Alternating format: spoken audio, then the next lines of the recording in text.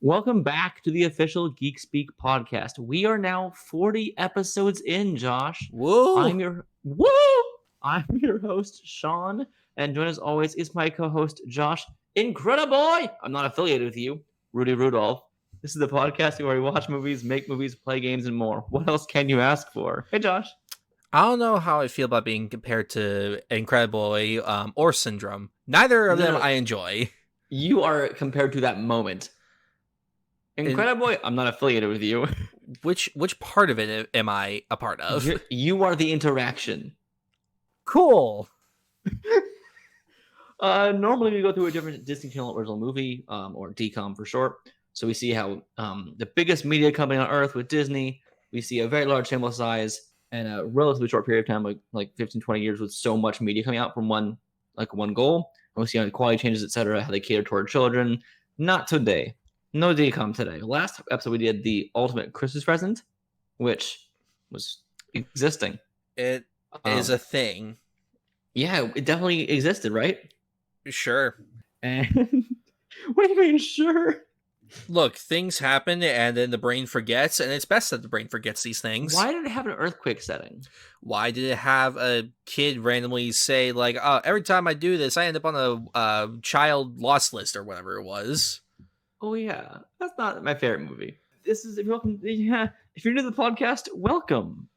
We go through different movies and TV shows and through pop culture. We look at the news of the week, or in this case, the 3 weeks, and we see just what pop culture is doing, what's popping, what's happening. We are once again putting off our Fast and Furious franchise episode because of me. I have now watched 1 through 5, and I will be watching 5 through 10 very soon. I do have Fast X news in our news though, so as all news pieces should have. All news pieces in the world have Fast X. So the submersible news with the 5 billionaires should relate to Fast X. If you somehow can't tie that back into Fast X, then you have failed as a journalist.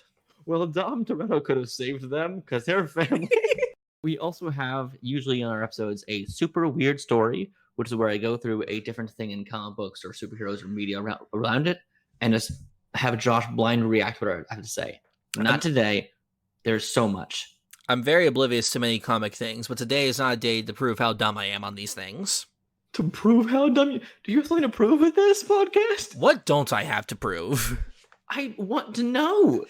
That's a question you'll find the answers to maybe never. Are you doing okay? Look, there's a thing called being tired, and my brain is on it constantly. The caffeine never works. Maybe I'll try cocaine. Last episode, John ranted about Little Mermaid and how bland he thought it was. You were wrong, bro. I saw it. Ocean pretty, romance cute. Okay, and scuttle butts. I would like to update my thoughts on it because I gave it some time and then I saw it again with my mom. I do think that it's fine. The power of moms compel you. Go on. However, when it's doing the same thing, I found it to be very boring. When it was doing new things, I found it to be very good. And so it just made an even more frustrating experience because I'm like, I really like the new stuff. I like the romance. I like how they updated like Eric and Ariel. I thought that was well done.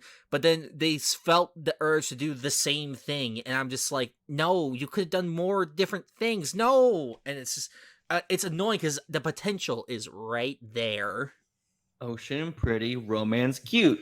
Ocean felt boring to me. You're boring, bitch. Well, I also like Avatar: The Way of Water now, so now all oceans need to look like that. So you are a flip-floppy little fish. I am of the belief that if you're a person that loves film and a filmmaker and stuff like that, if your opinion just keep flipping. Yes, if your opinion does not grow and change with you, then you're bad at what you do. There you go. I agree. I think you're in the span of how short you can flip on something. It's amusing sometimes. Okay, I gave Avatar like several months though before I saw it again. Movies came out though this past month. They did. I watched the first time last night. No Hard Feelings. It just came out recently. Nice. Really fun. Loved it. It's got some issues about the whole age thing and the maybe sexual assault thing with doing, or attempted with that. But also, it's not that serious in this. It's really. I understand people are trying to say with that, But I think if you bring it up too much, it kind of misses the message of the movie about the helicopter parents and all that stuff. Like it not only does it have like a decent message at it, it also acknowledges from the get-go that what like they're hiring her to do like is not a good thing, and the film constantly is making a point of that. Right. And it cares like her friends bring up to, or people around his life bring up to her, but hey, you shouldn't be doing this. And it's not like in a licorice pizza way where like they come together at the end. It's not like that. I ran about this to my girlfriend Nicole. Josh, your review spoils 2 jokes that are not in the trailer. I don't give context to it. No, but it ruined those scenes for me when I watched it. It's fine. I knew it was coming. No, any joke that's not a trailer for a comedy should not be in a review unless you put a spoiler warning. Because it's like, oh, that's the jokes are the spoilers. I put it as vague as I could. You don't know when they're going to happen. You don't know who it happens to or who does it. So I say it's fine. That's my 10 cents on the thought. I will fight you on that. Well, you're farther away, so try to throw a punch from California, bitch. Asteroid City also came out, the new Wes Anderson film. Which people, if you like Wes Anderson, you'll probably like it. That is a film I have so many thoughts on, but it's the kind of film that I need to see multiple times to really gather my thoughts on it. Because on the surface, it's, you know, a Wes Anderson movie, like from that kind of point, but it's probably the most complex in terms of like how his characters are written and the themes that are present in it. And that's all I'll say about it. Very fun time though. Highly recommend it, even if you haven't seen a Wes Anderson movie. Elemental also came out. I loved it. So good. We got Rise of the Beasts, which is just we get to see gorilla robot fighting other robot. That's always fun. Look, I binged the Transformers series before watching Rise of the Beasts. Those movies are insane. Bumblebee is great, and then this one is good. It is fun. I really enjoyed it. I stand by the CIA stuff in the first Transformers movie could be almost entirely cut out. There are so many things in that movie that the CIA, the military, all that could be cut because, you know, as soon as we learn like what the Autobots are, it's just like, okay, and then you have those 2 subplots that are still trying to be like, what is this alien robot thing? It's like, we already know. But great opening scene, though. Oh, yeah, the opening scene is great.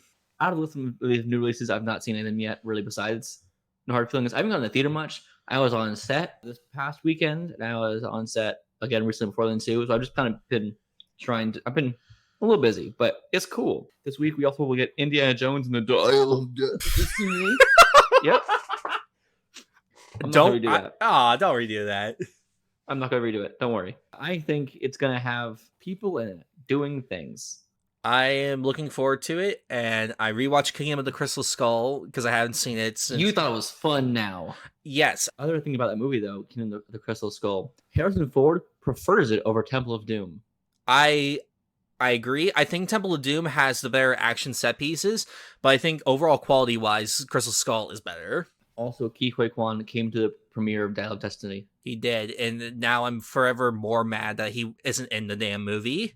And he brought one of the actors from Temple of Doom with him, who was his friend. I think that's pretty fun. We got delays! Josh, things are getting halted because of WGA and other stuff just going around. Are you prepared to hear what's going down, what's being slowed? What has been delayed, and will I either cry or say yay, or both? Oh yeah, we haven't done yay or nays yet for anything, but it's fine. We generally on this podcast we have a yay or nay system because art is subjective and who cares what's good and bad? It doesn't really matter. And like we know with Josh, things will flip and flop. So also that's also why you're taking nothing we say seriously, really, with our good or bad, because ask us in 2 months, 3 months, a year, we might have different opinions. You know, it's fluid. Please remember, I am an idiot. We are both idiots. I can't speak for Sean on that matter, but I can at least speak for myself on that matter. I am, in fact, dumb. You actually just spoke for me by saying I'm an idiot and then said you wouldn't speak for me. This proves my point. I am an idiot. We have delays for Avatar 3, 4, and 5.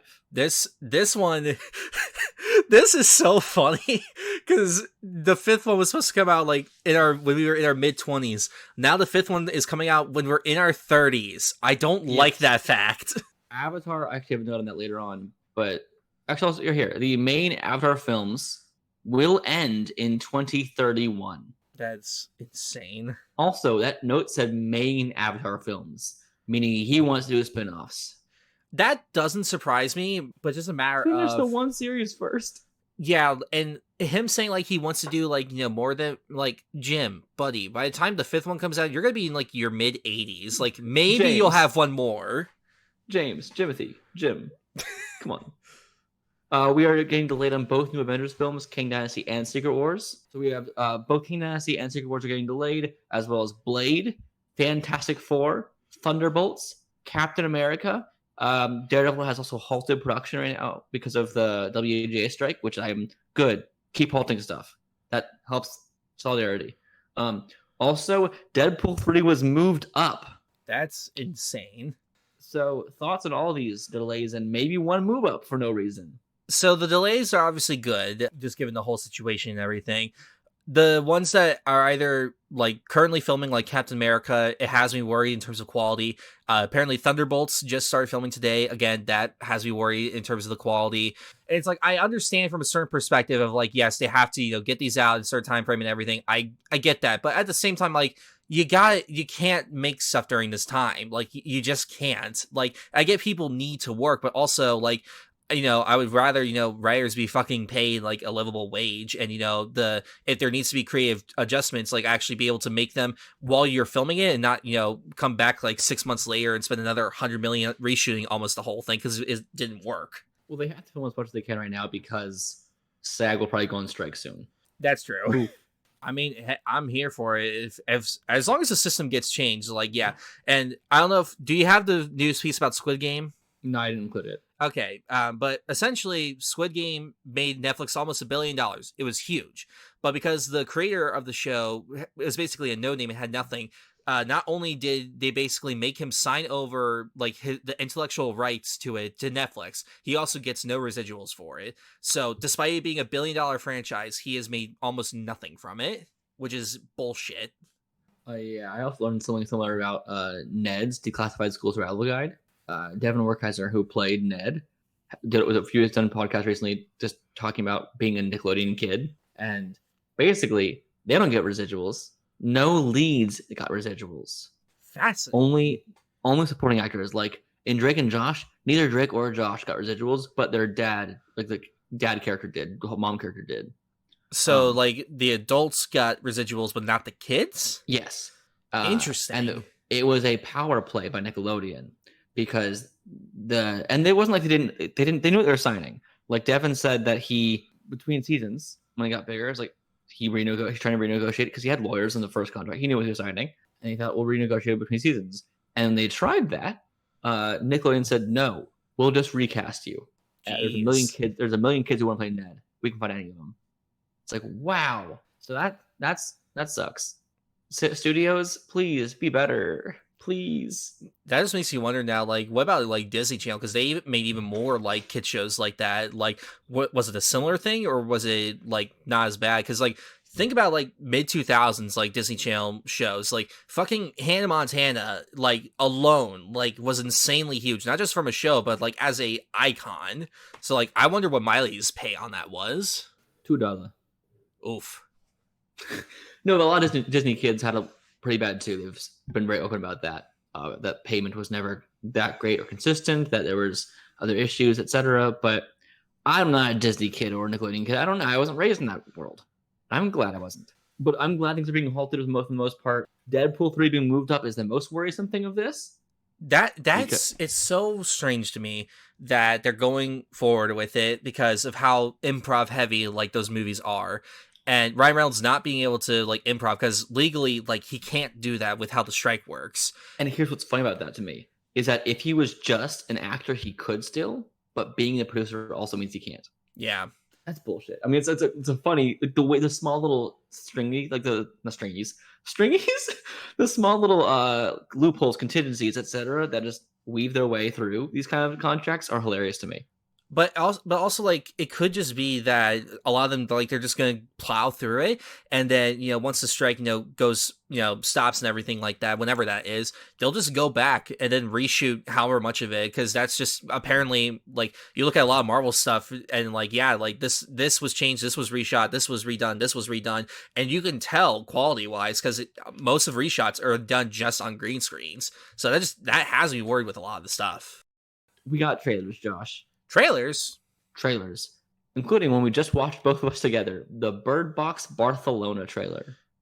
I don't care. I like the first one enough. Okay, I gave it originally watched it a 6 out of 10. Like it's fine.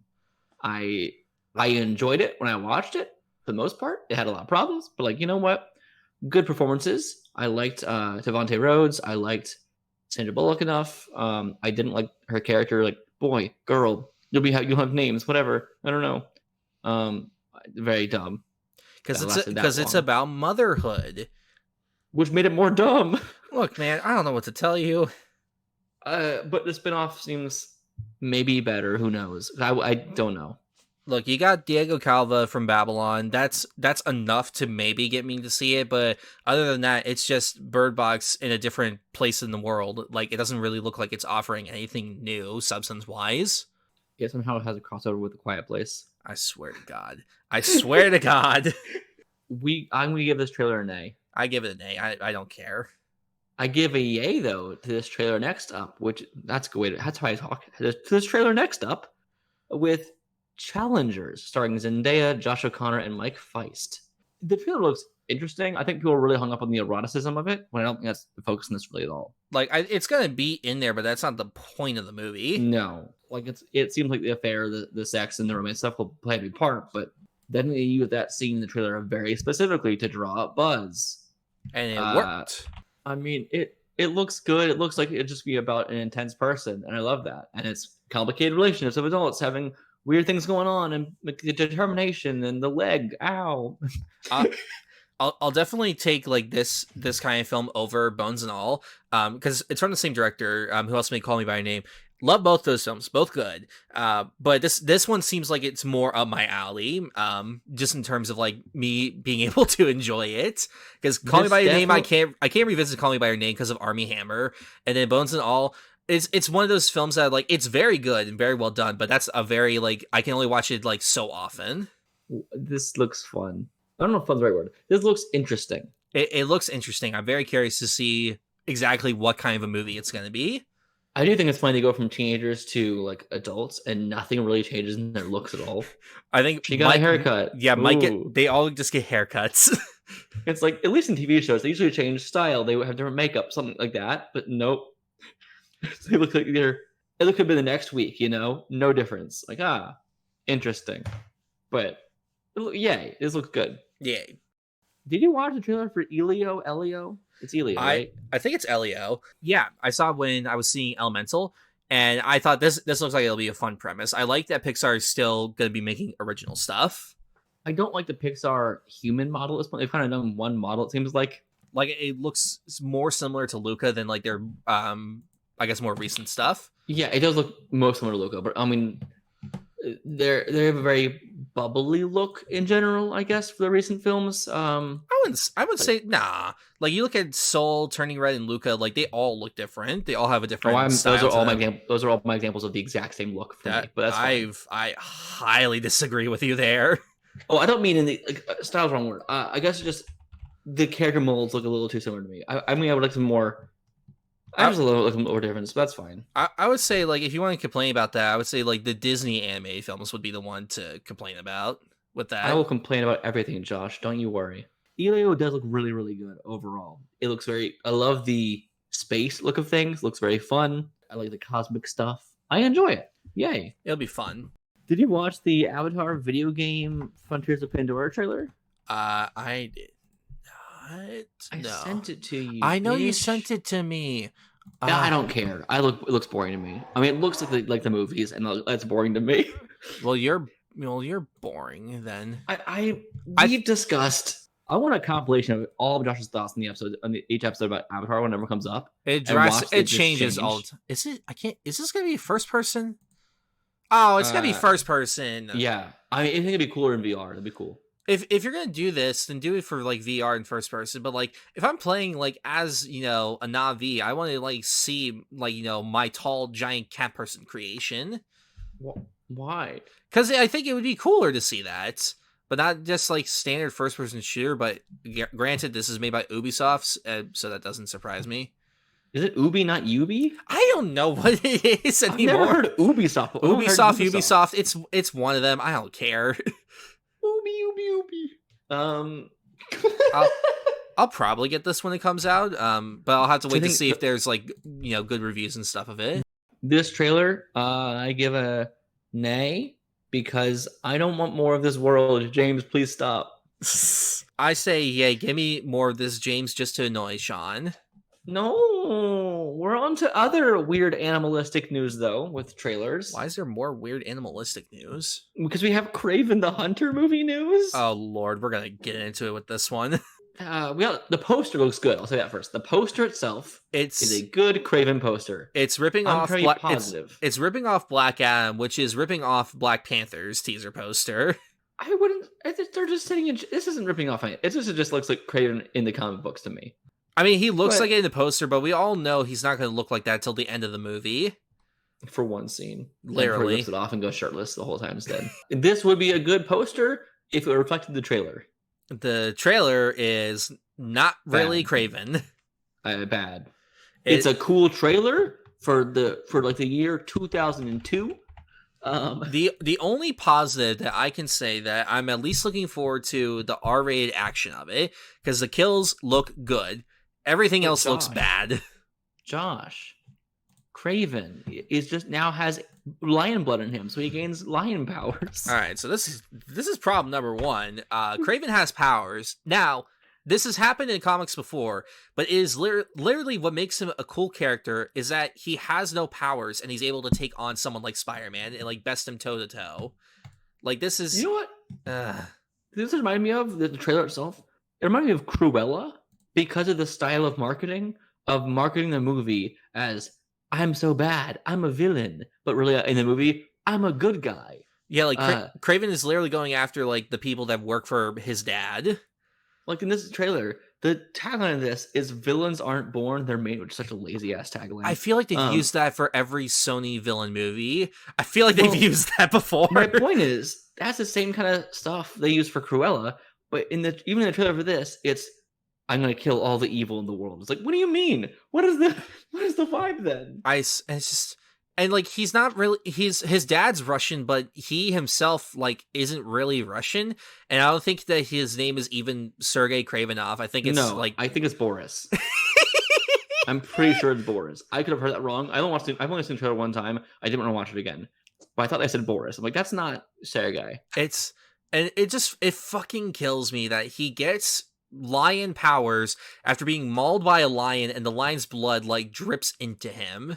Like I know we're operating. It's a little funny. I get we're operating off of comic book logic here, but still, like, how does just normal blood from an animal just turn you into a superpowered being? Somehow, it was in the same experiment as the spider, Josh. Because why not? I swear to God.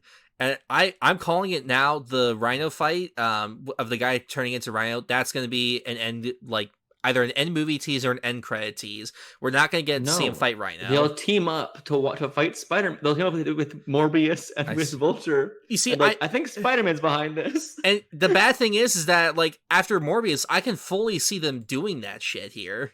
I know. Something to do with Spider-Man, I think. And I feel bad for Aaron Taylor Johnson. He's a great actor. I love seeing him do action stuff, but like, and I get that he did this like more so as like a career thing, and especially for money. But like, really, he would have been a better Batman than Kraven for sure.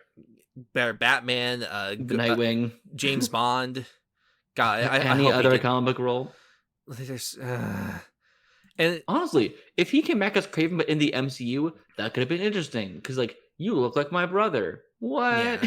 And it just why is this the first one that's rated R? Why is this the first rated R one? Yes, that's what I'm saying. Like Venom, Morbius, like no, Kraven, that's the one. What's upsetting is this could have worked. You could have done a very standard Kraven story and have him fight Venom or something like that. You could have done that so easily. But nope, because we got that could have been good. God damn it! And the director has made good stuff before. Like, or even have it be Rhino still, but have it be a normal Kraven story where he's like, there's a Rhino person rampaging in New York City, and so it's not like I'm being a hero to stop him. That looks like a good prey. Let's go attack. That's all he needed to do. It writes itself for you.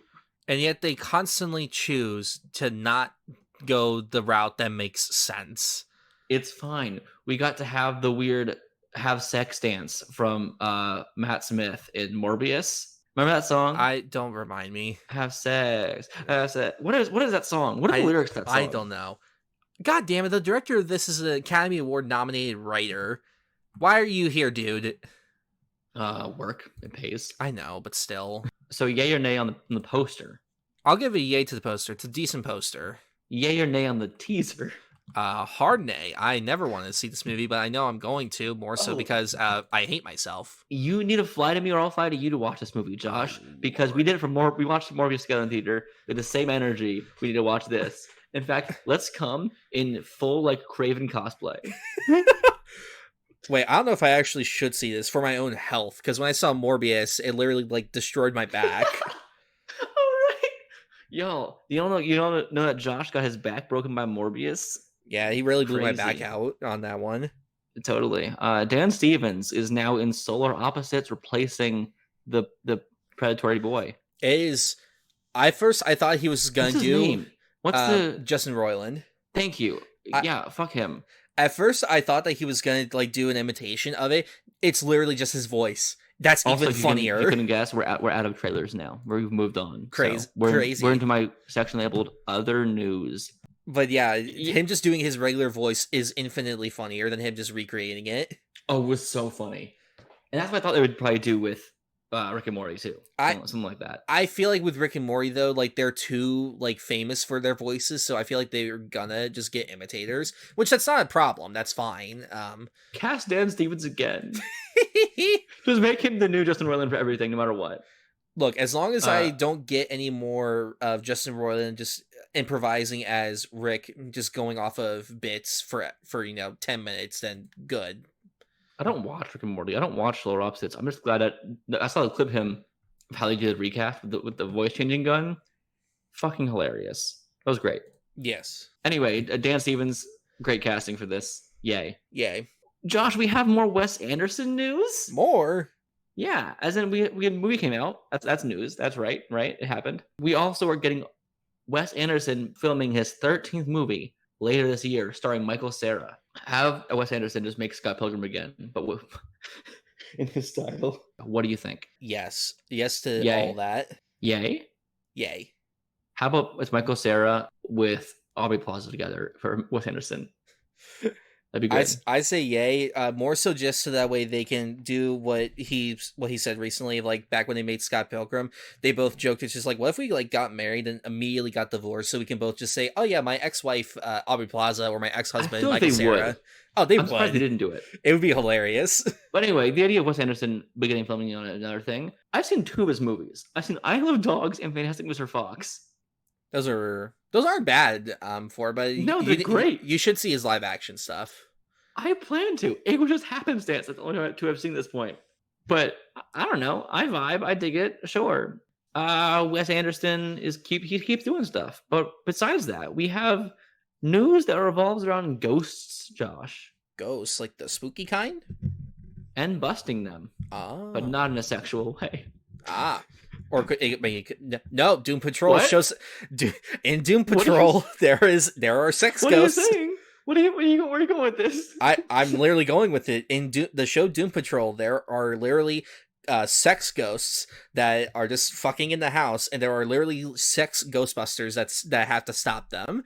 Again, that show is batshit insane, but it's amazing.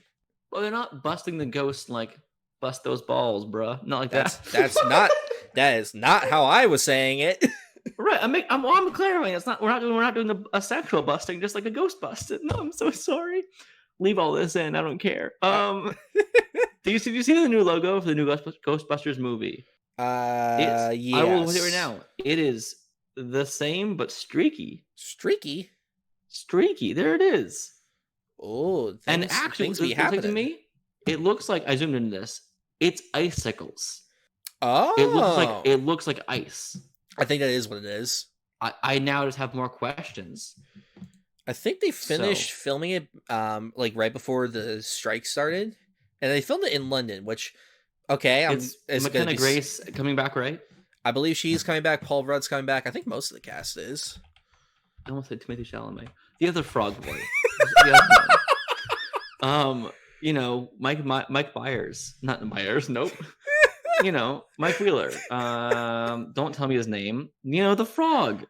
He's the frog in Tom Holland's mouth. Finn Wolfhard. That's the name. Thank you. Yeah, McKenna Grace is coming back. The frog. The kid that played podcast, Logan Kim, he's coming back. Paul Rudd, Carrie Coon. Ooh, please cut out my frog rant. I will. Ooh, Kumail Nanjiani's in it. Or don't. I don't even give a shit. Finn Wolfhard, if you heard me call you a frog, I'm reciting the meme. I'm so sorry. Well, the logo, yay or nay? I give it a yay. Josh, ready for my Fast X news? Some of it? I'm always ready for Fast X news. So, according to the accurate world of the internet, Fast X is now on digital. Yes, it is. And I have seen 1 through 5 now, meaning even if it leaves theaters before I get to watch it, I can still watch it. Do not worry, we'll get to it. We have a guest planned for that episode, and he's cool waiting. He told me pace myself because he knows it's too much normally. So yeah, I'll get to it. But we have more Fast X news. Good. And it's also Minecraft movie news, and that Fast X and the Minecraft movie, Fast X Part 2, and the Minecraft movie will come out the same day. Love that. And that day specifically is... I lost it. Doesn't matter. They'll come out the same day. And what's hilarious to me is both of them will have Jason Momoa. I love it. Is that a yay? It's a very yay. You can do a Jason Momoa double feature of Minecraft and Fast X Part 2. This is the next Barbie and Oppenheimer. Are you sure about that? Yes. But Josh, I have even more Minecraft movie news. How could there be more? Crazy. 3 things in this news piece, actually. First off, you'll begin filming in August. Notice what I said there. Filming. It's going to be live action. Oh yeah, I fully predicted that. But it's confirmed it'll be a live action movie. That's like absolutely not like a movie style or anything like that. Actually live action. Please have Jason Momoa just be himself, wandering around and calling it Minecraft. But here's the other part of this news. They're filming in New Zealand, which actually makes a lot of sense for the train in the game of how it's every possible biome you can get. So cool. That just raises so many more questions. So watch, like, we're walking through Middle Earth, but instead it's Minecraft. I have so many questions. I want Matt Berry to play every single Minecraft mob. Every sheep, wolf, cow, creeper, skeleton. He's all of them. Okay, I think... And his face plastered on them. I can't remember if we reported on it, but I think the director of it changed again. Yes, we did. Okay, yeah, the director... But also, you're not acknowledging how horrifying what I just said was? About... Matt Berry, the idea of Matt Berry's face plastered on every single creature in the game. I think you mean that's a good thing. You think that's a good idea? You're telling me you don't want to see and hear Matt Berry's luscious voice everywhere you go? So you're telling me you weren't okay with a creeper in Minecraft that's about to explode with Matt Berry's face attached to it somehow? If I was involved with a creeper and he was about to blow me up, but it was just Matt Berry, doing Matt Berry things, I'd be like, you know what? I accept this. So a green little beanpole with Matt Berry's face on it? Yes. Okay, I'm fine with that. Yeah, this is yay? ? I'm excited for anything that's coming out with this, because even if it's terrible, that'll be a fun experience. Hey, you ready for more Disney live action remakes? No, not in the slightest. We're getting more. I know. We're getting Bambi, directed by Sarah Polley, who is... if you're not aware who Sarah Polley is, she is just won the Academy Award for women talking. She is a Academy Award-winning writer and director, wrote and directed Women Talking, a film that could have nothing more to do with Bambi at all. And yes, and look, I get why she's doing it. Not really as not official yet. Well, yeah, it's not really as a calculated career move. It's more so just money. Like that. I disagree. You disagree? Because I think it's the idea of like how early Disney animators who's Pete Docter and people like him of that time and even earlier than that, they often make deals with Disney, like, you make this for what we want to make, you do it for us, and we'll give you the movie you want to make. I think it'd be in talks for a deal like that at this point. I mean, hey, if she does do something like that, then cool, more power to her. But I just have a feeling, though, it's not going to end up that way, just because that's just how Disney is. Cast Dwayne Johnson as Bambi like the sketch from SNL. Literally, you have the perfect blueprint right in front of you. No problem at all. And like, We can but also like his mom's death in live action. But like, what the fuck is it even gonna be? Because Bambi's like an hour 10 minutes. It's like, so short. Are you gonna have them talking? Are they gonna look hyper realistic, or is it gonna be like a nature documentary style where you have hyper realism but there's no talking? Narrated by Morgan Freeman. The original Bambi is like basically an animation test, essentially. Yeah. So because that was one of their first animated films. Kevin Hart as Bambi. Let's go. But yeah, that's the only choice. That's the news, right? Kevin Hart as Bambi. That's official, right? Totally. We have Woody and Buzz news because Woody and Buzz are both coming back for Toy Story 5. I'm fine with Toy Story 5, but not if they're both coming back. Yeah, it's a weird Toy Story thing. 4 was the end of Woody, possibly. Like we did that, it's done. At least the end of Woody to be with Buzz and that gang. Unless give me the gay romance story of Woody and Buzz finally coming together. Buzz leaves the toys and needs to find his true love of Woody. That's what I'm asking for here. You on board, Josh? I mean, it would be a choice. I mean, they're called toys already. Sorry. But I'm just wondering, like, at this point, like, what can you do? Because Woody's gone through his whole arc. Like, did you not catch my sex joke, Josh? No, I did. I just chose to not acknowledge it. Oh, that's so mean. I'm trying to make you giggle. Yeah, I agree. Woody's done his whole arc already. Buzz has too. Well, Buzz hasn't really had much of an arc the past few films. I mean, I'm fine. I guess this could be it for that. This is Buzz's end of this journey now, I guess. But then, who's next? Rex? Yes. Then it's Mr. Potato Head. And look, Slinky Dog. And I understand why they're doing this. They're not necessarily doing it because they want to do it. They know that if they do it, it will make them money, and they'll be able to use that money to finance more original stuff. I get it. I just don't like it. I have no thoughts. Just why? I give a nay. Because I'm intrigued at least. But still a nay. I will give it a yay only because I know that they'll use the $1 billion they'll earn from it so that way they can give us more original stuff. You know what? Actually, yay, because there's not a single bad Toy Story film. Correct. Because I'm not going to be mad at people say Toy Story 4 is bad. No, it's not. You just grew up. It's one thing if you don't like it. I understand that. But, it's not bad. Yeah, you literally just grew up and you're no longer a kid anymore. That's fine. Whatever. But confusing yay or nay. Nay because why, but yay because they're not a bad one. I'm going to land on the nay still. But it means nothing. Does anything mean anything? Do you like Paddington? Who doesn't? I haven't seen Paddington 2 still. You fool! We have Paddington 3 news, Josh. Paddington 3? Yeah, we're getting a third one. You ready for it? You want it right now? I am always full. I'm dying. People are saying we didn't. The replies there's we didn't ask for Paddington 3, and people are saying, "Who is we? Who's this we you speak of?" If you're saying you don't want a Paddington 3, then that means you have not seen the Paddington movies.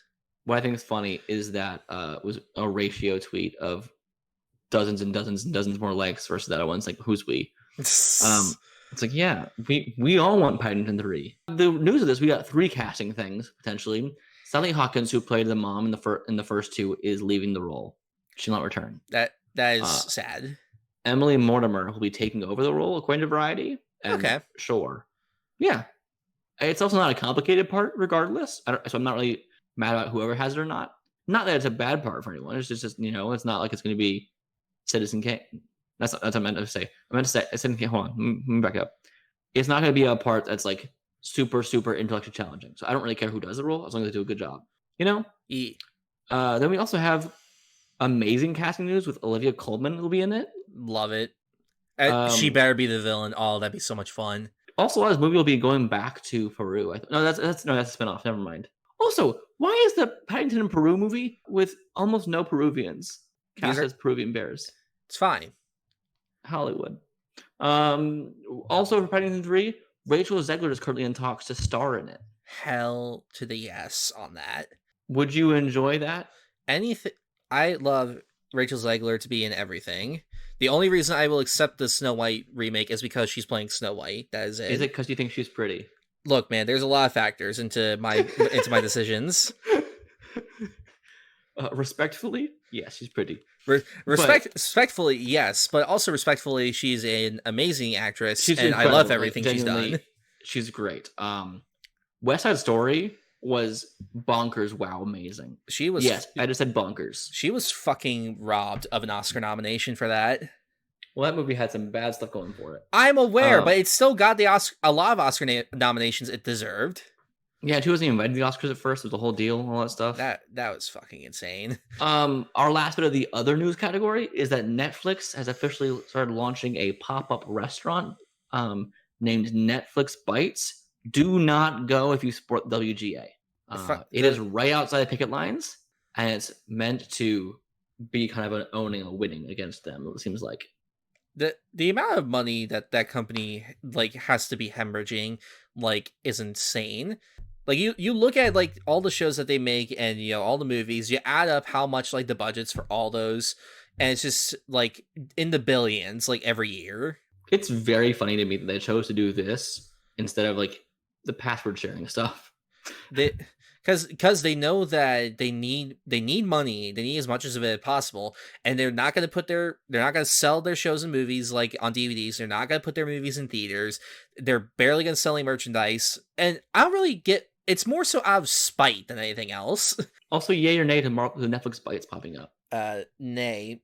It's a dumb decision. I mean, pop-up shops are generally okay to me. I don't mind, but because the timing of this, the reasoning behind, like, it's icky. Very. But Marvel news, we have a whole few things. Let's start with Captain America. Finally got a new movie name in Brave New World over New World Order. Because New World Order is an anti-Semitic conspiracy group and a theory and stuff, and a whole thing about all that. Like rooted in Nazism. It took me too damn long to put the 2 and 2 together on the name title, and once I finally put together, I'm like, oh no. So I'm really glad they changed that title. Yeah. But also, it also proves that Marvel does not hire enough Jewish people to know that. Like, if you had one person who was Jewish in the room, they would be like, that's not good. I'm glad they changed it, because Jewish people online have been asking for this for a while now, and like they actually listened, it seems like. And I'm glad. The reveal picture is a very cute picture of Harrison Ford and Anthony Mackie. They're having a good time. On to the news about Harrison Ford with that movie, though. It's a very funny thing. It's very Patrick Stewart-esque. Harrison Ford was asked on if he will turn into the Red Hulk in Captain America: Brave New World, and he said, "What is a Red Hulk?" And I 100% think he was doing a Patrick Stewart.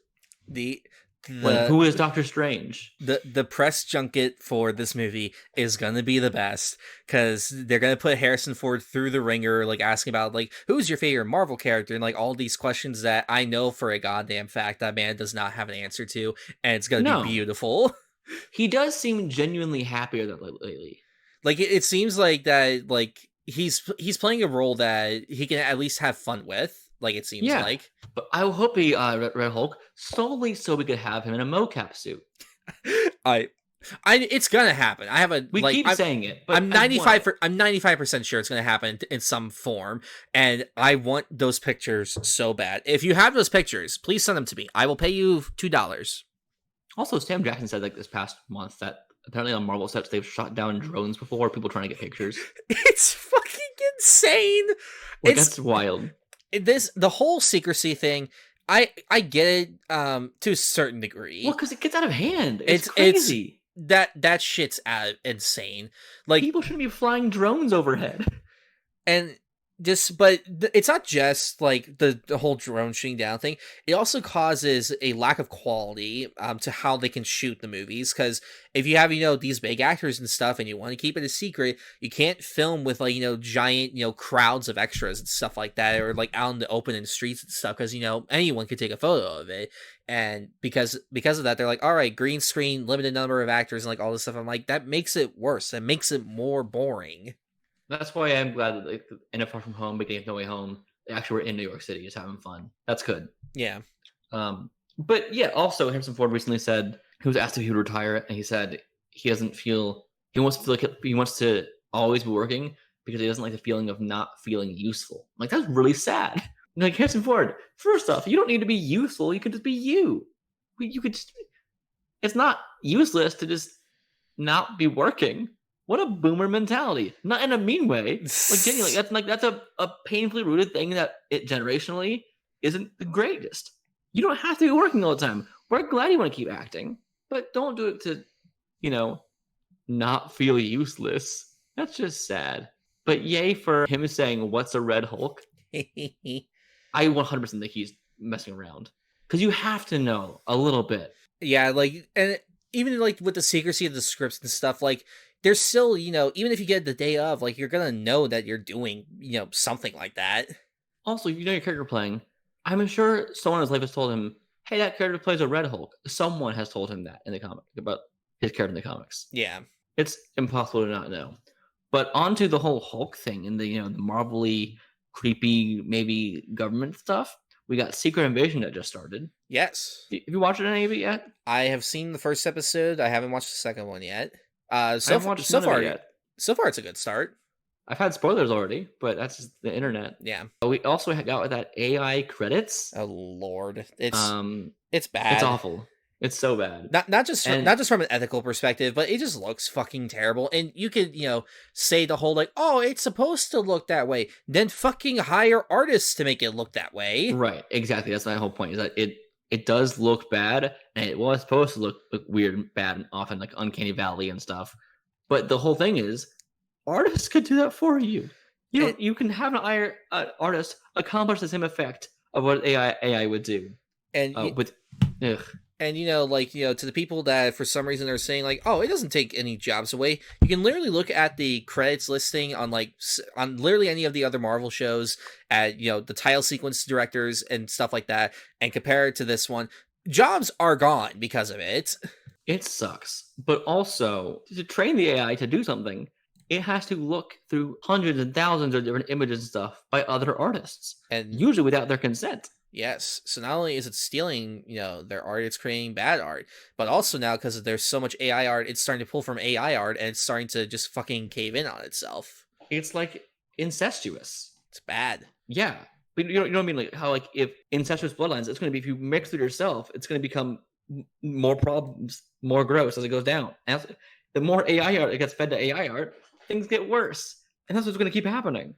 Also, it's just fucking unethical and looks bad. Like, just what?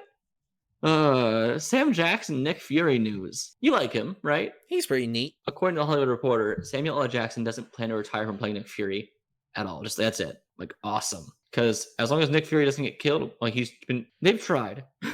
Winter Soldier happened. He's been dusted. This man doesn't get down. So I'm cool with it. I'm cool with him playing him as long as it makes sense. How old is Sam Jackson? I'm looking it up now. I think he's not young. I think he's in his 70s. He's 74. Okay.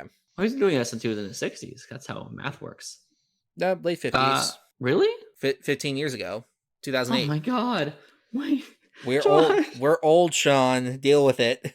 No, stop it. Oh, Tom Holland was announced as casting 8 years ago. That's so insane. Josh, ready for El Muerto news? I don't know. Is it good El Muerto news? Because there's only one. Did you say it's? Or are you about to say it's neutral?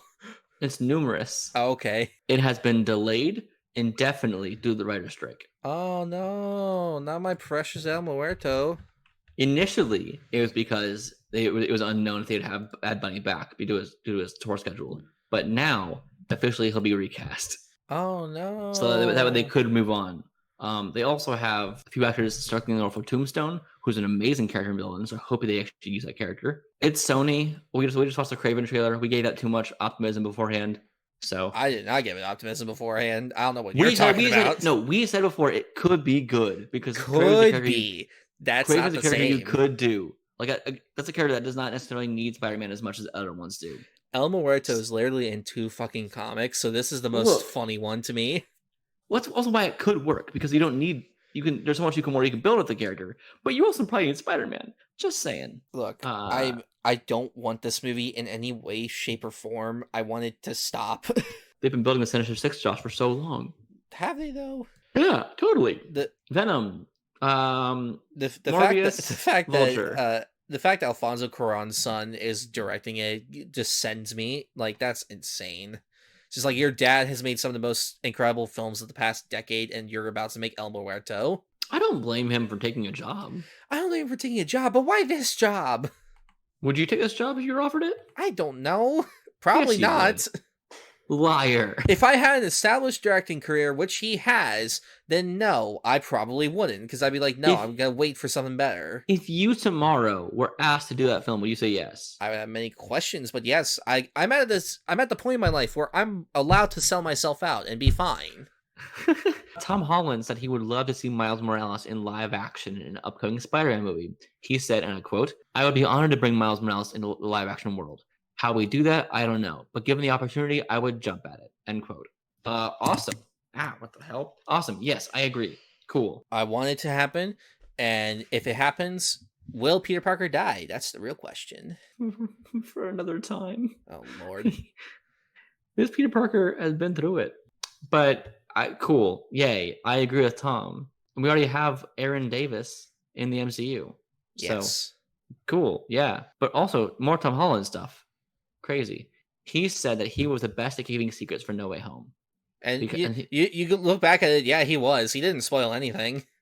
He also did. I don't think he spoiled anything ever, really, on the MCU. It was more so like really small things, and then people kind of like played it up as a joke. He has been asked before. He's like, biggest spoilers. Like he said before, name one thing I was spoiled. No one ever can.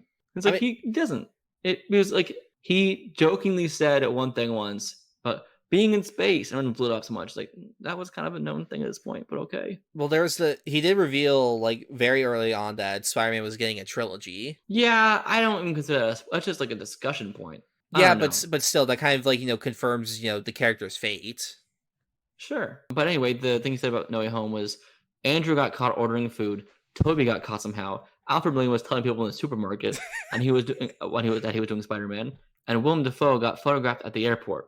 And Jamie Foxx literally posted on his Instagram like the first week of being cast. Yeah, but I remember that post. I'm really glad though that Marvel just leaned into it even harder, because I think that made it much better like marketing for the film than it ever could have been. Because weren't they just going to market it as Doctor Strange versus Spider-Man? Wasn't that their original plan? Yeah, that would not have done well. I also think it's interesting that that Andrew Garfield had to be asked every single take because he was promoting Tick Tick Boom at the time. He was promoting multiple films. I know, but like that was one of the time that he was really he was like on Fallon stuff for, and like he's gonna be asked. That sucks. But yeah, Tom, you're right. Yay to both things you said here. You seem chill. Now, Josh, are you ready for my probably 10-minute rant? I am so curious to see what your thoughts are on this topic, because I already know what it is. So I am, if you're not aware, probably the biggest fan you'll ever meet of the show Avatar: The Last Airbender. Also, I guess spoilers for a 15-year-old show. I'm sorry. Go watch it. It's amazing. I have the 15-year-old box sets, the original discs. I have plushies. I have the Jasmine Dragon t-shirt. Of course, merch doesn't make anything. I used to be able to quote the entire show pretty much word for word as it went. I can go. I actually probably still can if I have it on, but I used to be able to do it without having it on. Just like quote episode to episode. If you ask me any question, I'll probably know the answer. So, when we got the Netflix live action pictures from Tudum, I was refreshing my page every single minute for hours on end, waiting to see these pictures or trailer. I was mad we didn't get an actual trailer. We got a teaser of just the elements. And granted, they look fine. They look accurate, right? The water is water. The symbols look accurate to the symbols in the show, and they look kind of cool. I will note that the air symbol on this list looks like the air door in the Southern Air Temple, minus the piping. So that's cool. That means nothing to me. Book 1, water. I know. Chapter 3, the Southern Air. You don't have to get specific about an air symbol on a door. It's important. I know it's important to the story. Oh, we also got episode lists, but I don't even have time to go to that today. That's maybe next week. Let's talk about Aang, because my boy he's there. Gordon Cormier, I think so I pronounce it, or Cormier. That's a great question. He'll be playing Aang. He is a child, which is a good casting. I would hope that the 12-year-old child is played by a child. Yes, which I'm really glad about, because I remember people were talking about how they might age them up to like 16, 17 or everyone. Like, that's not a good idea. They didn't do it. This costume, you want the pictures? I have all the pictures. You want I'm looking at the pictures. Cool. Let's go through the list of all my thoughts. I will say, before I get mobbed, I was once challenged to write a good positive thoughts on the live action film by Shyamalan. And I did. And my thoughts were not on the story or characters, mind you. I stand by it. The costume design is a highlight in that movie, because when you adapt a cartoon to live action, you have to think of it often in a realistic way. And I think that the live action movie, the tattoos were, at the time I hated them when I first was 9 years old. They're blue. Why are they not blue?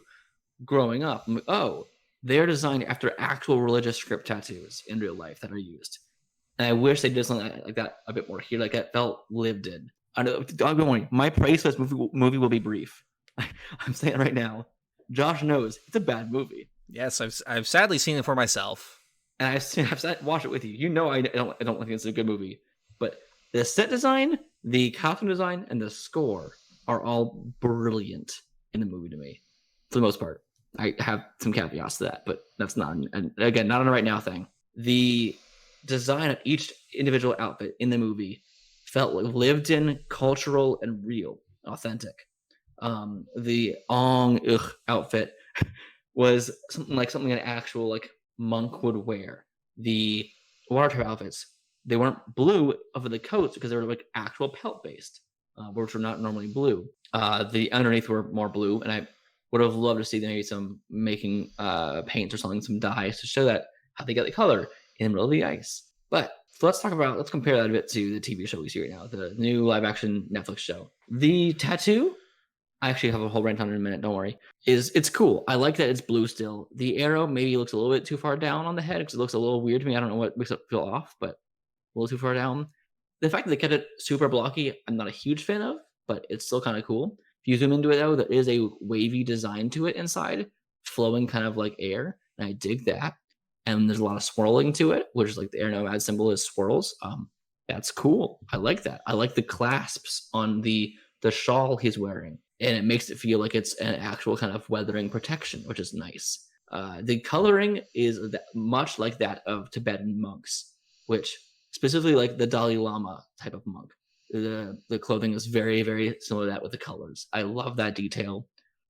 It is pretty much a one-to-one replication of the cartoon live action, which I don't think is always the best plan. I think it works well for some of the other characters in this list more than Aang, but overall, still a really, really strong look. The staff that we see right now is just a wooden stick. There's no like ornate design to it. There's nothing really more to it, which I would have liked a bit more design there. The tying on the shawl around the arms is nice instead of just being complete strings around. So far, I see no purpose to the sash or belt around his waist.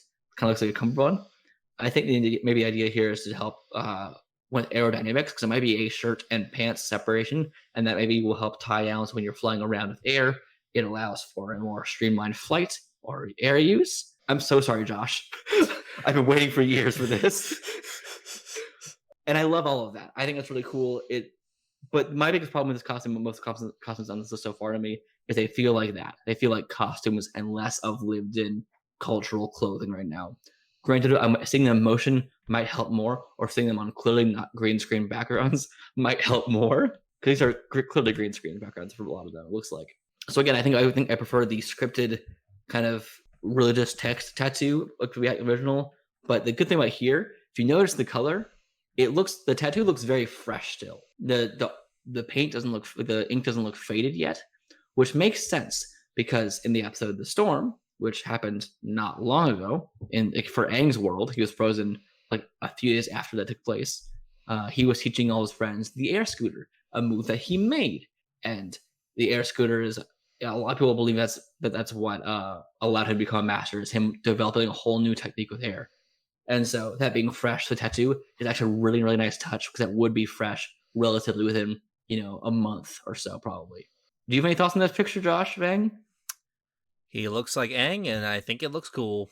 Cool. My thoughts are very simple with all this stuff. The collar also being still pointy, I think it was ridiculous.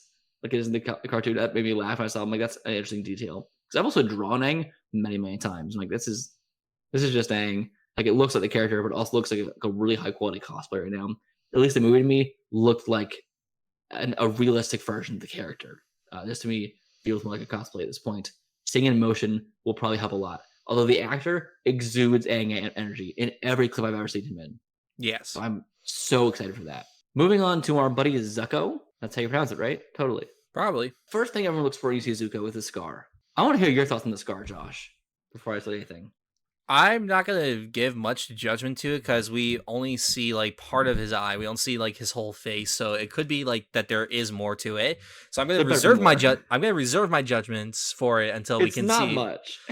From what we've seen, like it's not much, but granted also they're probably going for a more realistic like look of it. Again, we don't see the whole face, so there could be more. There could be like singed hair and stuff like that. We don't know yet. Zuko's costume is so far the best to me. It feels the most lived in, authentic, like kind of costume we've seen it here so far. The 4 we see, I truly love it. It does, again, some parts that look a little more cosplay-ish, like on the helmet with the leather all coming off it, the gold on it looks like a fan did that kind of golden trim. But other than that, that's really good. I love the wear and tear on the Fire Nation emblem. I love they kept the top knots that they used in the movie too on the helmet. That's actually really good. A good design in the helmet was the top knots, because the top knots are very important in Fire Nation culture, as they're based in like ancient Japanese culture, and I love that detail. It does worry me that Zuko himself won't have his top knot. I want to see bald head Zuko in book 1, minus the top knot, because I actually think his hair is I've written an essay on this before. The hair in Zuko and the hair in Avatar in general is very symbolic, and his hair transformation is very, very important, reflecting his character. So I'd love to see if they get that in live action. If they don't, whatever. But I'd prefer it. I am again reserving judgment because we just see him with a helmet on. I'm trying to be specific and have my full thoughts, Josh. I know. I'm just saying mine. I think it's funny that they had the pointy shoulder pads here. As you can see, they're covering up on the shoulders. And the reason I think it's funny is because in book 1 of the show, they bring out an old Fire Nation uniform, and like the shoulder pads aren't that pointy anymore. They're more streamlined. Because that's, and then here they're pointy. I think it's a fun detail. I like that the red is on a sash here, like a belt area, and less so all over. It's more like he's worn this for a long time, because there's red trimming, it seems like, on the armor, but it's been worn down and rusted. That's a nice technique. In fact, on the helmet itself, the main helmet part, it looks like there's no actual red design. It looks like there's just rust to make the red. And I love that, because he's been at sea for about 3 years at this point. So love it. My Banished Prince, he's pretty cool. And that's Dallas Liu playing him. And he seems to also exude the energy I need for the character. And he really gets along well with Paul Hyung-seo. How do you pronounce his name? Who plays Iroh? Let me see. He's in the Kim's Convenience. I'm looking at how to...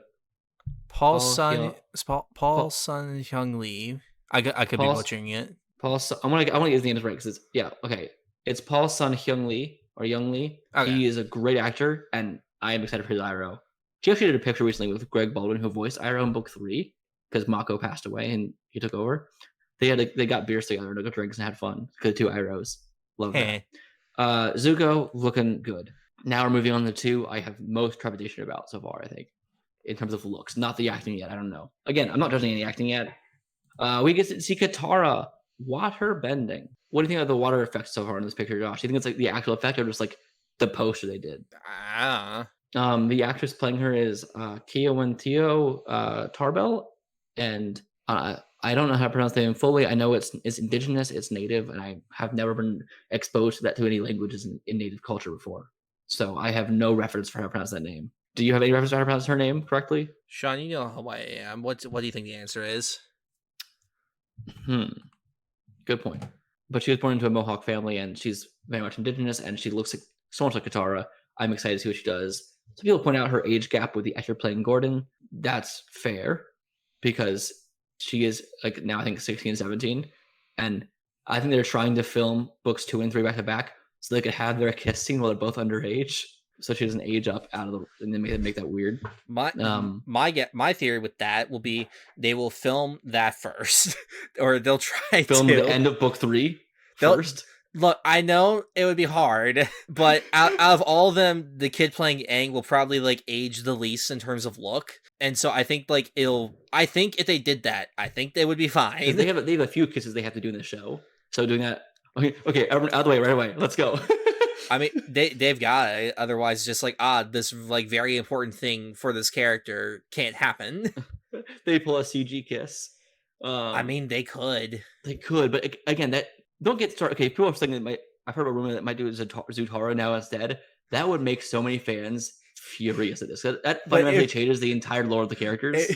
It would make so many people mad, but it would make so many people happy, and I would just be here for the chaos. It would be so funny. It also would just like change the entire trajectory of everything that it could possibly do with the characters. Oh no, I'm fully with you on that. I fully agree. But I just think the chaos of the whole thing would be hilarious. But Kia Wintio, her Katara, she has her hair loopies. Did you notice that? She has loopies. I also noticed, if you look behind her hand, you can see her mother's betrothal necklace on her. It looks white in this picture. Is it not white? I mean, it's not normally it's blue, but I thought you were going to go into a rant about that. I also what's weird about okay, actually, I can in a minute. Hold on. So on the symbol, you can't actually see any symbols itself on the necklace. Looks like you can see just a white circle. So a little bit half white circle. It looks like there's no actual design in it, which would be really weird. I'm sure there is. We just can't see fully here. Like I said before, I think that the idea of having I liked in the movie having the actual like fur coat pelts. I want to know how they get the blue in the middle of the nowhere. Like most people, like most indigenous cultures are like Inuit or around the colder temperatures, don't tend to have blue dye. So I would love to see one small scene of them just like mixing some dyes. That's it. Just like I love small world building details because they did a lot of that kind of stuff in the show. The water effect looks bad to me right now because it's also frozen. It's hard to really make that look realistic when it's frozen, I guess. Like frozen in air. I also like hers is only background where it's just like we're gonna have super blurry random color. Like the other one's like on location pictures. You know what I mean? I mean, my guess this is like when she's at the wherever the fucking wire place is, the pole. Whatever pole. Which pole? There's two. Whichever one they go to. It's been a while since I watched the show. From the south and goes to the north. There you go. She's seeing Santa. So my guess is that's where they are at the end. Master Paku is Santa Claus confirmed. Am I wrong? Yes. You have nothing to prove I'm wrong. So considering that means Santa Claus is sexist. Never mind. I like this overall. This coat. It's cool. It looks a little ornate. Maybe a bit more detail would have been nice, but it looks interesting. We can't see her sleeves underneath much. We can't see what the actual underneath of the coat looks like in terms of a costume yet, but it's cool. Of course, her costume and Sokka's and Aang's really can't change the show because they're on the traveling entire show. I kind of want them though to have like more costumes in this because obviously their stuff is Aang wouldn't. Again, he's going into very cold environments. I feel like him wearing something of warmish degrees, I think, would make logical sense. Maybe like he can get more clothing at Southern Temple when he's there. He can go steal more outfits. I just want to see more costumes because so far, like, this is good. I want to see what else they can do. Well, I can guarantee we'll have at least a second Sokka costume based on what we see here. This is true. We'll go to Sokka now. I don't love the Katara costume so far. I think it's fine. It looks a little cosplayish to me, but I'm not mad yet. I need to see them in motion. I need to see them doing things. I need to see how they flow in the wind. Well, for Aang, absolutely. Yeah, because he's Wind Boy. He is Wind Boy. He's the last of the Airbenders. The Sokka costume. Actor Ian Owsley.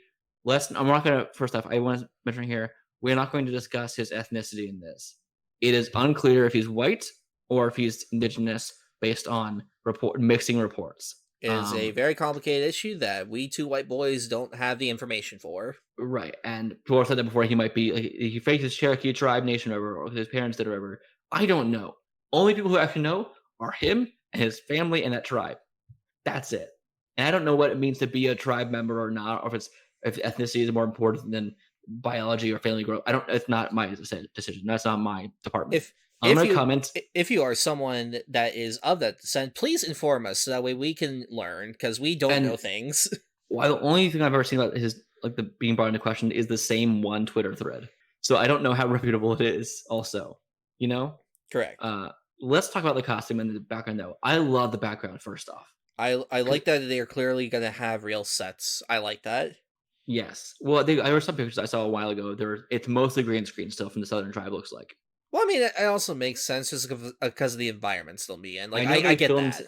in the movie. They filmed in the Cyberman movie. They filmed in Greenland, which I thought was really cool because it's all snowy and stuff. But also, you can't do that for this Netflix show. The costume itself is clearly his war outfit that he wears when Zuko comes to the tribe. Like very clearly, it's not his everyday outfit. I love they kept that necklace. It's so stupid. It's like it's his book 2 necklace. I'm pretty sure, off of my memory right now. And it's cool that he has it. The shoulder pads are very furry. They looks like they have wave patterns on them. Cool. I do wish his side of his head were shaved, but I'm fine with it. If you look on his hip, though, you can see the boomerang. I love that. A lot of people have not noticed that detail. There is the boomerang on his hip, ready for battle. Love that. And you mentioned the real sets as well. I love that because I want to see what do these bones come from? Those are very big bones. You want to know where the bones come from? All platypus bears. No. I'm actually excited to see what these animals look like as well because they're really cool. You ready to see how disturbing Appa and Momo will look? I think they're gonna go the Detective Pikachu route and make them look very accurate, but very like fuzzy and adorable. I hope so. I never hated the last Airbender movie look of Appa, but his face was disturbing. Like you saw from the side, it was fine. I think the hooks on like the little ringlets on Sokka's outfit here is interesting. If you zoom in the picture, you can see a little padding around that it's hooking into. I wonder if it serves a purpose or it's tribal or anything else. Pretty cool. If anyone also is indigenous and can inform any more specifics into it, I'd love to hear more. Because I don't know if it is anything that has specific cultural meaning or references. Like how the movie Black Panther often took their costume design from African tribes around them. I don't know any indigenous tribes or their knowledge or what they are like as much because our school system failed us. But otherwise, we can see a little bit more of his Sokka's costume underneath his padding, though. Tiny bit of the shirt and stuff. And that's pretty cool. Looks dope. I love the armbands. Ian Owsley, I'm not going to touch on race or anything, but he does look and sound like Sokka to me. Yeah. He also is great friends with the rest of the cast, which is good for chemistry for sure. That's my major thoughts on these so far. It's been about 15 minutes we talk about just Avatar, but I've needed this in my life, and I have no other outlet for this. And I'm going to make Josh keep this in because I have no outlet. Yeah, I am really, really excited for this. With trepidation, because I know the original creators left the show. I know that it's 8 episodes total. I know it's a lot of stuff like that. It's like, interesting. Of course, 3 1-hour episode, 1-hour episode equals 3 of the episodes of the TV show runtime wise. So like, you can do a lot. Like the first episode is called, I think, The Last Airbender in this new show, and that could be from the original show through the first 3 episodes. That could end at the Southern Air Temple. It could be Avatar Returns and The Last Airbender. It could be all 3 of those first episodes, and I'm excited to see what they do with some of the stuff. Like for instance, they cast Danny Pudi from Community as the Mechanist, the one who makes the fun machines in the show, which I think is also amazing casting, by the way. He's amazing, and but there's nothing in that indicates what episode that will be like in the episode title list. So I'm like, I don't know where that's coming in, but it's cool.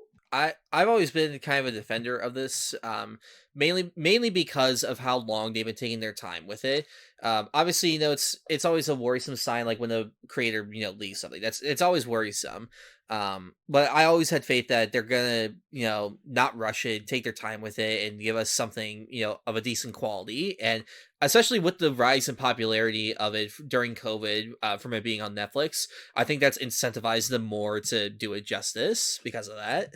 I'm really hoping that they do books 2 and 3 combined, which they should. That'd be very long. Well, I mean like as in terms of filming. Oh yeah, they're probably gonna do that.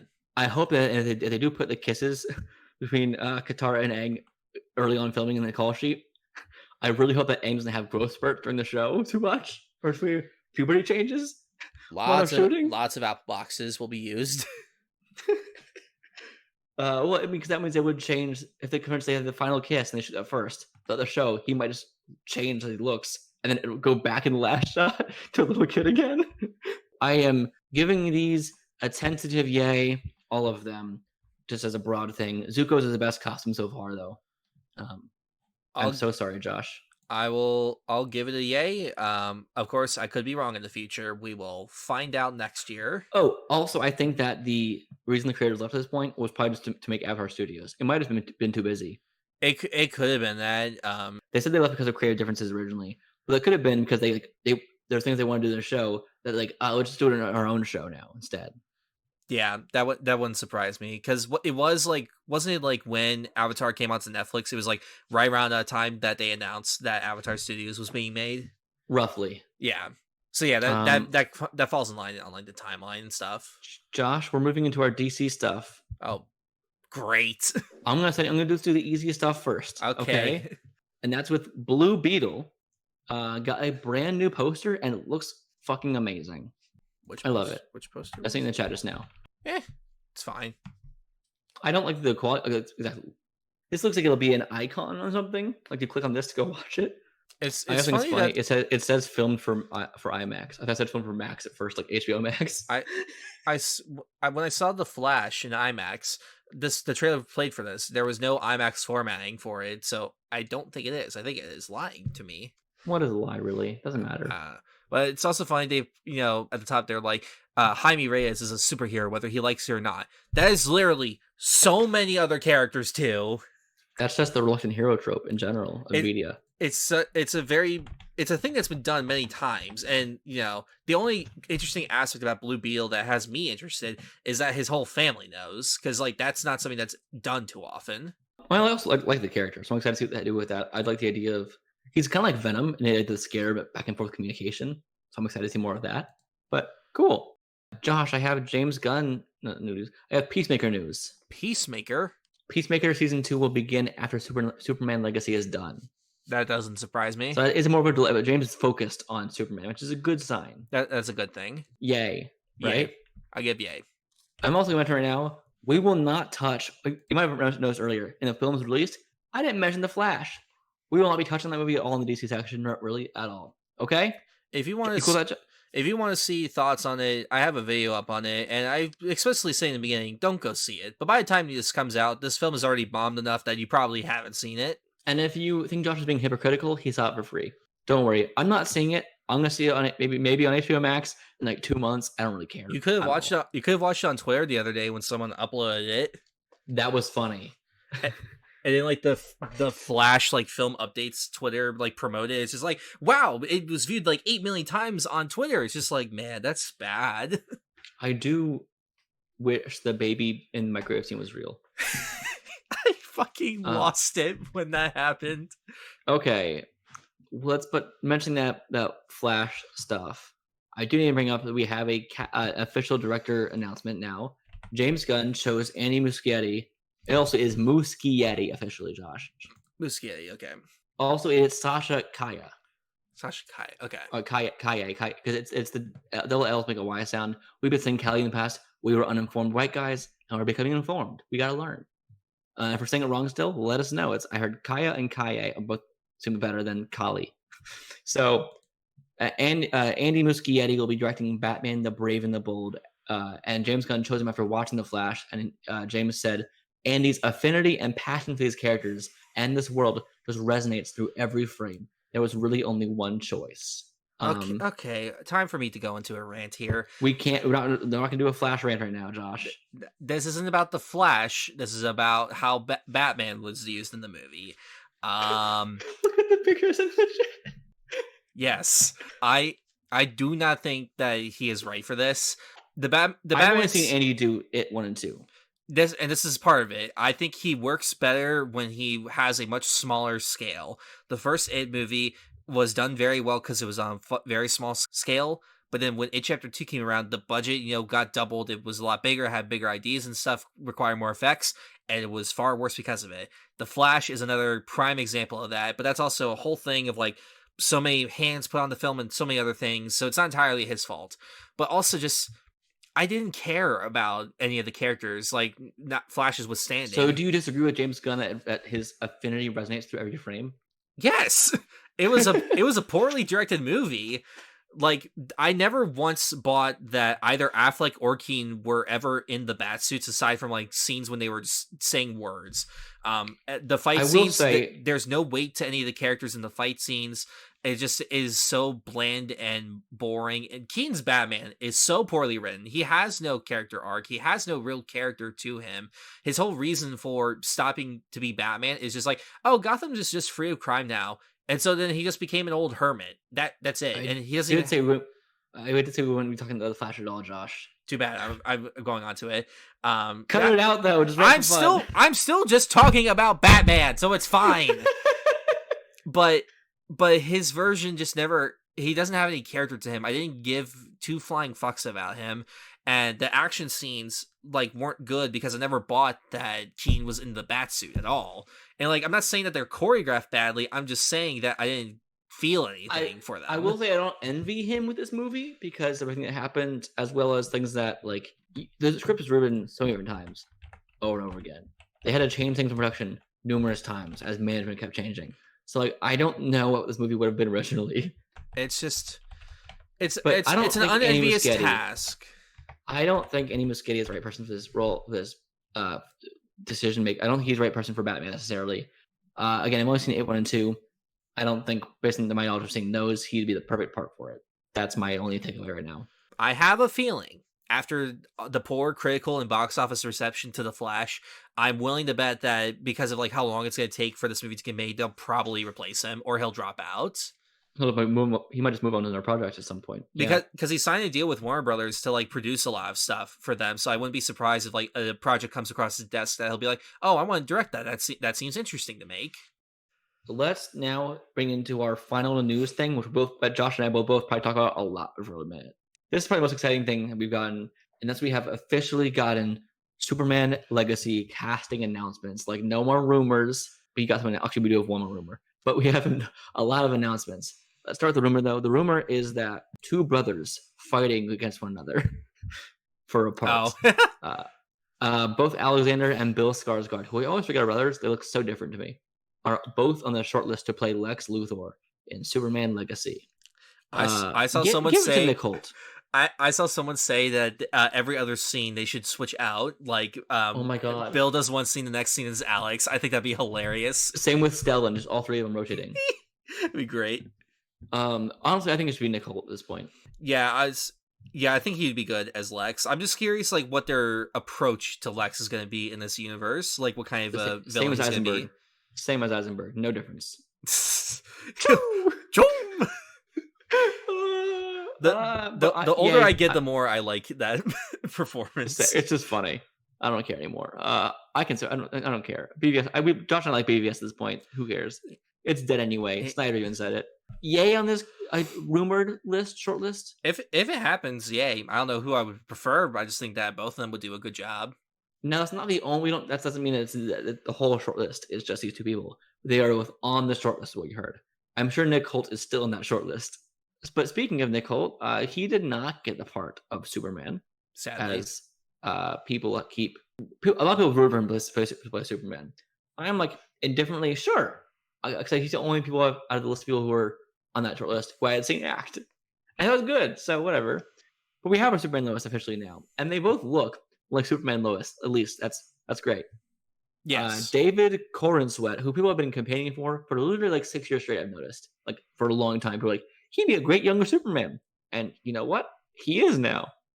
Yep. And Rachel Brosnahan, who you might know as Marvel's Mrs. Maisel, as the titular character, she'll be playing Lois Lane. And the movie for Superman Legacy comes out July 11th, 2025, if things go as planned. Cool. I'm very down for this. I've seen both of them and stuff. I think they will both crush it. I think they'll both be great. Have you seen Maisel at all? The first 20 minutes of the first episode, and from what I saw, I enjoyed it. I saw her in the Benedict Cumberbatch movie, The Courier, and she was really good in that. And David Corenswet has even said before, back in 2019, she said, "I love Henry Cavill, his dark, gritty take, but I would love to see the next one be very bright and optimistic." He said it back in 2019. That same question, he said it was his pie in the sky kind of ambition to play the role, his biggest dream. Like it'll never happen. That'd be awesome. And you know what? You got it, David. You got it. You got it. And I'm glad he does exude Superman. I've seen the clip from, I think it was Hollywood something. Yes, that was the show he was in. Yeah, it's just him also talking just like Clark Kent, Oh like yeah. reminiscing about life and stuff. Like, and he looks at the part like, you know what? I'm sold. Because I was talking to, I think it was you earlier, about wanting a gentler Superman. No, I was talking to Beetle, a friend of the podcast, Beetle, about this. How I love Henry Cavill, but I never saw him the truly gentle side of him that I wanted to see from Superman. He should be a gentle giant. Like Someone who Cavill in real life seems like he would be a gentle giant, but we never really got to see that in his we got to performances. see shoehorn at the end of Justice League theatrical. We saw it. Yeah, and I love Cavill Superman. I don't get wrong. I mean, I've been on record many times. I've been on record many times. I love Man of Steel so goddamn much. And Josh likes Batman vs Superman. I do too. He doesn't like Man of Steel as much, but I think that overall Henry wasn't bad. But we never got to see the farm boy. We never got to see the one who just had fun with his friends and had high school bullies and lived life in an authentic, gentle way. Even flashback Clark in Man of Steel had angst. I'm like, dude, that's probably like one of my biggest problems with how they interpreted the character is they lost so much of the humanity that makes Superman so relatable in favor of like, oh look, he can do cool action now and all that. I'm like, yes, it's cool he can do that, but like that's not why so many fell in love with the character. They fell in love with him because of the humanity that was in this guy. Now I understand if you're protective over Henry Cavill, like that might be your Superman, and I get it. Like a lot of people, if you grew up with Christopher Reeve, that's your Superman, so you always think is the best. If Man of Steel came out in your formative years, you'll be like, that's my Superman always. And I get it. I understand that feeling. People who grew up maybe watching Superman Returns over and over again might be like, the two people who did that. They might be like, Brandon Routh, that's my guy. But that's how it always happens. You grow up and you get attached to things you're watching in your formative years, and I guess you get really attached to that. That does not mean go harassing the creators of this. Don't go harassing the cast of this. Because guess what? This character will be played by 1,000 more people later on. Most popular superhero in all of the world. We gotta move on. We gotta let people do the part. It's okay. People who keep calling him a Walmart version of Henry Cavill or knockoff Henry Cavill, like, oh, you want Henry Cavill? We got Henry Cavill at home. You mean Superman? Motherfucker, they both look like the goddamn character. It's like, you're not looking for a Walmart Superman. You're not looking for Walmart Henry Cavill. They found someone who just looks like Superman in a different way. Like, it's just... And if you say that he can't play Superman because he's not buff, I'm like, look at the photo that Henry Cavill for his audition for Man of Steel. The man was not jacked. Like he got jacked for the performance. It'd be amazing though, because he got to wear Christopher Reeve's actual suit, screen used for his screen test. Henry Cavill, that's wild to me. Yeah, the fact that Bale for his screen test wore the George Clooney suit. I mean, that's crazy. Why does that? That's so weird to me. They don't. And that's cool. But yes, I agree with you fully. Let them move on. Let us just have things. He'll get buff. Also, Superman doesn't have to be buff. Like he can be strong without looking gigantic. Look at Christopher Reeve. Look at Brandon Routh. They weren't gigantic. And if we really want to get technical about this, he shouldn't be. Technically, he should be bone skinny. The man should not have muscle, but because that's how the science of his works. But because it's a comic book and it's fucking fiction, like give him muscles. Who cares? Well, the reason for that also is that the radiation, like the sun, like inflated his muscles. Sean, you're defeating my argument here. No, I understand. But my point is, I do agree with you that he should be whatever size he naturally would be. Yeah, like his genetic, it wouldn't be gigantic because his strength comes from energy, atmosphere, sunlight. These science fiction things. The sun is science fiction. Sunlight's not really all. It's a conspiracy. The birds work for the bourgeoisie. Whatever. They both also exude this. I could have been alive in the 40s energy. Yeah, he really does. Because especially, and it's just because the show Hollywood takes place during that time. But he looks like it feels like he's from the 40s. I love that. There's a thing I saw was, for actors who are in period pieces, do they look like they know what an iPhone is? And Rachel Brosnahan and David Cornsweet do not, and that's great. They do not look like they know what an iPhone is. Like their face, like Timothy Chalamet. No, he looks like a Victorian child. I don't know why, but I feel like Superman as a character for some reason like wouldn't get an iPhone. He would just have a flip phone all his life. He just seems like he's the kind of guy to do that. He also has the curls. He looks like if you combined Tom Welling from Smallville with Henry Cavill, and I love that. Like he's got a Brandon Routh like a bit to him. It was like, but his eyebrows like he's all the actors combined kind of, and he looks like an AI interpreted Superman in real life. You get him, and that's not a praise of AI. That just means it's a praise of his casting. Yay. I can't say yay enough on this. Again, I've not even seen him act yet, but I've seen clips of him, and he feels like the character. I've only seen him in Pearl. The man exudes charisma, so I'm excited to see what he's like. What's funny to me is look-wise and feel-wise, it feels like he could be a contemporary to Robert Pattinson's Batman if that was the same universe. That's true. Like I'm like, just combine now. We got your buddy. That would be so funny if they just said, actually, Batman Brave and Bold is canceled. We now have the Batman 2 as the movie. It's Lord, that's gonna be so fun and confusing. Oh, I know. When people see Batman Brave and the Bold, why was he recast? No. But yay. Josh. What? Josh, that's our show. It is? That's all. That's it. Crazy. We had news. This was not maybe our jokey one we've done so far, but I had fun. It's interesting always talking about these things. I am excited to see where this universe goes. Also, it feels weird saying DCU, because also Detective Comics Universe does not feel right. Detective Comics Universe. It's chai tea is just chai. You're saying tea twice. I've ranted to you about this with many times about DC Comics. Yeah, it's so stupid. But also DCU is also stupid because I mean it's not the universe. It's not the DC universe. It's the DC Cinematic Universe because it's different from the comics universe. So whatever. It should be the DC squared U. The DCCU. Unless the D stands for DC, the C is cinematic and the U is universe. Look, no matter what they do, they're not going to win. Well, DCEU, it flowed better to me. I still don't like it. No, it's also dumb. Josh, where can people find you online? Oh, I'm at places. I'm at YouTube at Josh Rudolph, Twitter, J_Rudy28, and Instagram at J_Rudy16. And you can find me on TikTok and Instagram at That Nerd in Theater. And you can find me on Twitter at The Theater Nerd. And you can email the show You can email the show at podgeekspeak@gmail.com or tweet at us with #GeekSpeakPod. Oh, we also have a subreddit now. We do? We have a subreddit. So if you are at all interested in going to it, it's reddit.com/r/GeekSpeakPod. There are 2 members there currently. So y'all can join the subreddit. But yeah, you can go join the subreddit if you want to just post or talk about the episodes or give us ideas, whatever. You can do that there. And you can tweet us with #GeekSpeakPod or GeekSpeakPod on Twitter. Thank you so much for listening to this episode. It's been a fun one. It's been a long one, but Josh is going to have fun editing it. Woo! Woo! Next episode, in theory, is Fast and Furious. No, it's probably not.